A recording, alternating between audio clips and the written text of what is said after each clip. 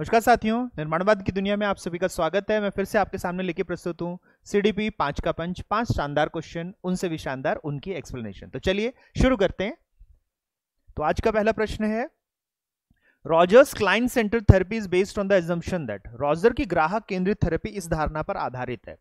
तो रॉजर जैसे कि हमारे पास एक ह्यूमनिस्टिक है, रॉजर क्या है, एक मानवतावादी मनोवैज्ञानिक है। तो वो जो हमेशा बात करेंगे वो बात करेंगे मानव के संवर्धन की, मानव की आवश्यकताओं की, मानव के स्वयं पर नियंत्रण की, enhancement of the human potentialities, the needs and various kind of improvement by the individual also. तो यहां अगर हम देखें तो उनका एजम्पशन हमारे पास क्या रहेगा, तो उनका एजम्पशन अगर हम देखें तो वो रहता है, man works in the satisfying his needs. मानव अपनी जरूरतों या आवश्यकताएं कह ले हम इसको, आवश्यकताओं जो कि हमें देखने को मिलता है कि मनोवैज्ञानिक जो मानवतावादी मनोवैज्ञानिक है उनका आधार रहता है, और अपने लक्ष्यों को प्राप्त करने के लिए अचीविंग हिज गोल्स। तो यहां पर क्लाइंट सेंटर्ड थेरेपी इसी पे है कि व्यक्ति अपने आप को क्यों सुधार सकता है, क्योंकि व्यक्ति अपने आप को इसलिए सुधार सकता है क्योंकि वो हमेशा अपनी आवश्यकताओं को और अपने लक्ष्यों को प्राप्त करने के लिए हमेशा रहता है। फिर अगर हम देखें, man creates his own self but can not move forward. मनुष्य अपना स्वयं का काम खुद करता है लेकिन आगे नहीं बढ़ सकता। तो यहां पर man creates his own self की बात होती है और आगे नहीं बढ़ने की बात होती है। तो ये कौन कहते हैं, ये हमारे पास साइको एनालिस्ट कहते हैं, ये साइको एनालिस्ट कहते हैं, ये मनोविश्लेषणवादी कहते हैं।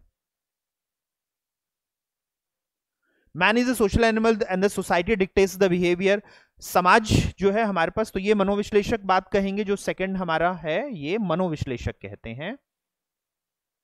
सोशल एनिमल है और सोसाइटी इसकी डिक्टेट करती है, सामाजिक प्राणी, समाज इसके व्यवहार को निर्धारित करता है। ये कौन बात कहता है, तो ये हमारे जो सोशियो कल्चरल साइकोलॉजिस्ट हैं जैसे वाइगोस्की हो गए, तो जो सोशल लर्निंग के ऊपर बात कर रहे हैं, या फिर जैसे कि हमारे पास बंधुरा हो गए, तो बिहेवियरिस्ट और सोशल साइकोलॉजिस्ट ये हमारे पास बात करते हैं। वहीं पे man is a creative rational constructive social being but he needs support to solve problems. आदमी एक रचनात्मक, तर्कसंगत और रचनात्मक सामाजिक प्राणी है लेकिन समस्याओं को हल करने के लिए समर्थन की आवश्यकता है, ये वाइगोस्की कहते हैं। तो ये बंदूरा का फिलॉसफी है, सोशल लर्निंग थ्योरी, जबकि ये हमारी वाइगोस्की की सोशियो कल्चरल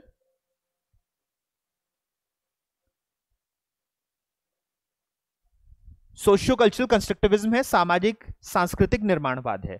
तो ये हमें देखने को मिलता है रॉजर्स, ये देखने को मिल रहा है फ्रायड। मनोविश्लेषण में ये जो बात कहते हैं ये कहते हैं फ्रायड। सोशल लर्निंग तीसरा स्टेटमेंट है, सामाजिक अधिगम बंदूरा कहते हैं इस बात को, और चौथा हमारे पास सोशियो कल्चरल कंस्ट्रक्टिविज्म है, सामाजिक सांस्कृतिक निर्माणवाद है। उत्तर यहां पहला रहेगा। नेक्स्ट क्वेश्चन को देखते हैं, चाइल्ड सेंटर्ड एजुकेशन यूजेस। बाल केंद्रित शिक्षा निम्न का उपयोग करता है। तो यहां पर बिल्कुल हम जब बाल केंद्रित शिक्षा को देख रहे हैं तो हमें बच्चे को अधिक से अधिक अवसर देने हैं, और इसे हम कहते हैं more and more opportunities provide करवानी है। जब हम फैसिलिटेटर बनेंगे तो ये डाइवर्जेंट एक्सपोजर है, और डाइवर्जेंट एक्सपोजर को कहा जाता है क्या, इसको कहा जाता है समृद्धिकरण। This phenomena is called enrichment, this phenomena is called enrichment, इसे हम एनरिचमेंट कहते हैं। चलिए नेक्स्ट क्वेश्चन को देखें, sensory feedback mechanism means that. संवेदी प्रतिक्रिया तंत्र का अर्थ निम्न है। अब हम संवेदी प्रतिक्रिया तंत्र को देखें। अब जैसे यहां पर ओनली विजुअल फीडबैक की बात की गई है, तो ये कौन है, ये हमारे पास मल्टी सेंसरी बात करते हैं। जो लर्निंग स्टाइल्स में मल्टी सेंसरी देखेंगे, बहुसंवेदी देखेंगे, तो उसके ऊपर बात होती है all human activities are taken into consideration. ये हमें देखने को मिलता है किसमें, ये हमें देखने को मिलता है हमारे निर्माणवाद में, ये कंस्ट्रक्टिविज्म है।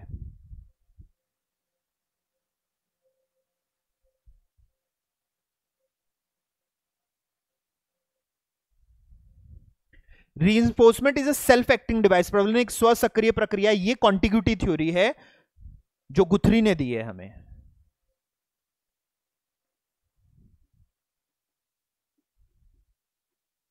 ये सामीप्यता है, ठीक है। तो अगर हम देखें तो जब हम इसके ऊपर बात करते हैं तो बहुसंवेदी है VKIT, इसको VKIT मॉडल कहते हैं, विजुअल, काइनेटिक, फिर हमें देखने को मिलता है VKAT, ऑडिटरी और हमें टैक्टिकल। हमें 4 तरह से देखने को मिलता है, चाक्षुष, काइनेस्थेटिक, फिर श्रवणीय और स्पर्शीय। 4 तरह के VK80 मॉडल इसको कहते हैं हमारे पास। ये निर्माणवाद है, ऑल एक्टिविटीज को हम कंसिडर करेंगे, जिसमें हम देखेंगे कि हमारे पास सामाजिक सांस्कृतिक निर्माणवाद हो या फिर संज्ञानात्मक निर्माणवाद हो।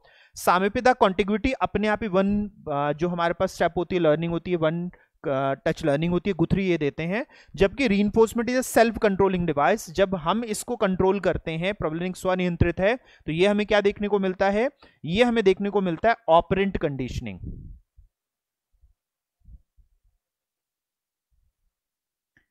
ये हमें देखने को मिलता है क्रिया प्रसूत, जो कि स्किनर के द्वारा दिया गया है। और क्रिया प्रसूत हमारे पास सेंसरी फीडबैक होता है, इससे हम रीइंफोर्समेंट को लेते हैं। हम कंट्रोल करते हैं अपने सेंसरी फीडबैक में, जो हमने स्टिमुलस लिया उसको हम रिस्पांस से क्या करते हैं, रीइंफोर्स करते हैं। तो रिस्पांस से रीइंफोर्स करते हैं, ये सेंसरी फीडबैक कहलाता है। जो हम रिस्पांस देते हैं इसे हम सेंसरी फीडबैक मैकेनिज्म कहते हैं, और ये ऑपरेंट कंडीशनिंग करता है, और ये सेल्फ कंट्रोलिंग डिवाइस है। इसके अंतर्गत हम ये देखते हैं कि हमारा रिस्पांस क्या होगा, रिस्पांस को हम कंट्रोल करेंगे और उसी के हिसाब से फिर हम बच्चे के अंदर लर्निंग देखेंगे अकॉर्डिंग टू स्किनर। ये स्किनर बात कहते हैं कि सेल्फ कंट्रोलिंग डिवाइस है रीइंफोर्समेंट, जिसमें हम सेंसरी फीडबैक देते हैं, संवेदी प्रतिक्रियाएं देते हैं, प्रतिपुष्टि देते हैं, और उस प्रतिपुष्टि से फिर हम क्या करते हैं, हम लर्निंग कर लेते हैं, अधिगम कर लेते हैं। उत्तर यहां चौथा रहेगा।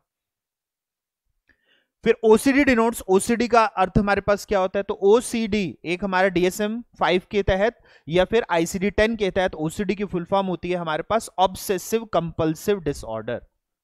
ऑब्सेसिव कंपल्सिव डिसऑर्डर, जिसमें एक व्यक्ति किसी एक काम को बार बार करने की चेष्टा दिखाता है, सफाई को बार बार करता है, हाथ बार बार धोता है। तो इस तरह की चीजें जो ऑब्सेसिव कंपल्सिव हो जाती हैं, उसको बार बार करने का आदत हो जाता है, और नहीं तो उसको डर लगता है अलग अलग चीजों से, तो उससे हम कहते हैं ऑब्सेसिव कंपल्सिव डिसऑर्डर। इसमें भी हमें देखने को मिलेगा फोबिया होता है और एंजाइटी होती है, इसमें दुश्चिंता और डर हमें देखने को मिलता है। चलिए नेक्स्ट क्वेश्चन को देखते हैं। Who postulated the theory of multiple intelligence? निम्न में से किसने एकाधिक बुद्धिमत्ता के सिद्धांत को, या फिर हम यहां पर क्या कहते हैं, बहुबुद्धि सिद्धांत भी कहते हैं। तो बहुबुद्धि सिद्धांत हमारे पास दिया गया है हॉवर्ड गार्डनर के द्वारा, बहुबुद्धि सिद्धांत भी कहते हैं इसको, और इसमें इन्होंने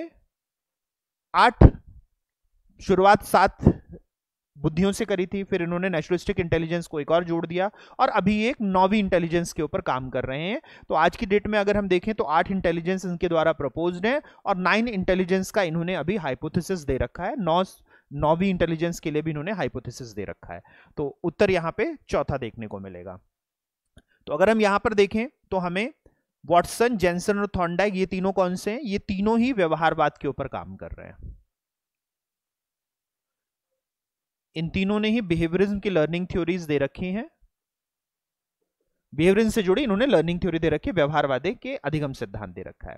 तो साथियों ये थे आज के 5 क्वेश्चन। उम्मीद करता हूं कि पांचों के 5 क्वेश्चन आपको समझ में आए होंगे, और इनमें आपने बहुत सारे पुराने कंसेप्ट रिवाइज किए होंगे और नए नए कंसेप्ट सीखे होंगे।